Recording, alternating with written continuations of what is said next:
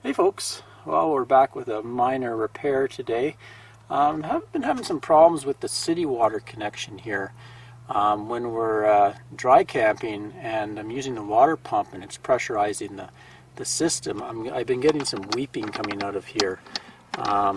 Behind this there is a inline check valve, and what that does is it lets the city water go in, but it won't let the water come back out. When you're using your water pump or the system's pressurized, it won't come out. So I think there's a problem with that check valve.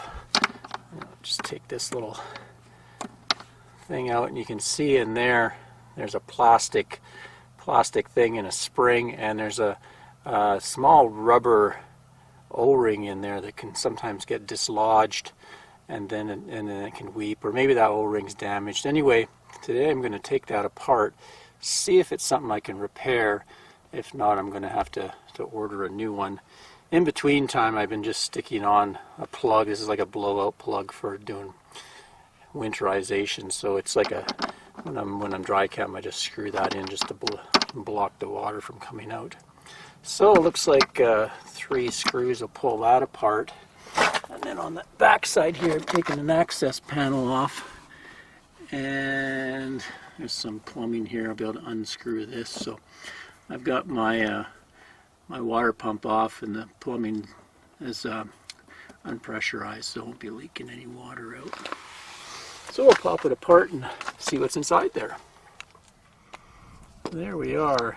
So the piping at the back just was hand tightened, so it's easy to take off, and 3 screws got the front part off and just popped out. So it's like now I gotta get this plastic piece off. Looks like it's press fitted onto that nut part there. So I can get it off without breaking that plastic. So here's the check valve all apart. I didn't need to take this part off. I just first popped this rubber end off, little gasket there, and I was able to push on the front, and out the back pop this plunger piece. Basically that goes in and the spring goes in, and then through the front this clip goes on. It's kind of like clips on there. So once you get that clip off, then everything comes apart.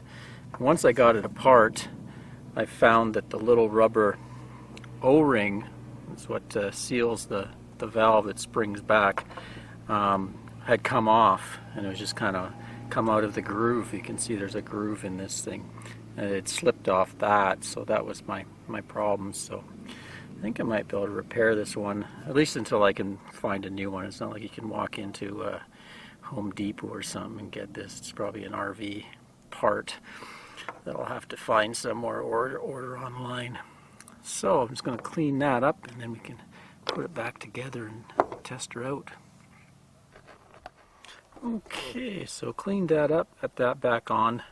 Add a little bit of this stuff called LUBE-ALL that's good for lubricating plumbing O-rings. And we'll put her back together now. So this part has to go in the back end, drops down in there. Okay, and then the spring goes in next. So this is the tricky part. Let's sort of hold that in there, and then put this on the end of that white thing, kind of balance it. And you want to get something to push it down with so it can go down and lock on. So just use these there. So it clicked in place. It's probably kind of hard to see with the sun, but it's back in there now, working like it should. So let's show you how that came out of there. The easiest way to get it out is to push on this end and just push until that clip releases. There, that comes back out the other side. Just if you want to know how to get those things apart. So we'll put it together and see if that solved it. If it's still leaking, then I know for sure I need a new one of these. Okay, hooked back up. No leaks, no leaks. And on this side, No leaks. Let it sit for about, pressure it up, let it sit 15 minutes. And you can see inside that check valve.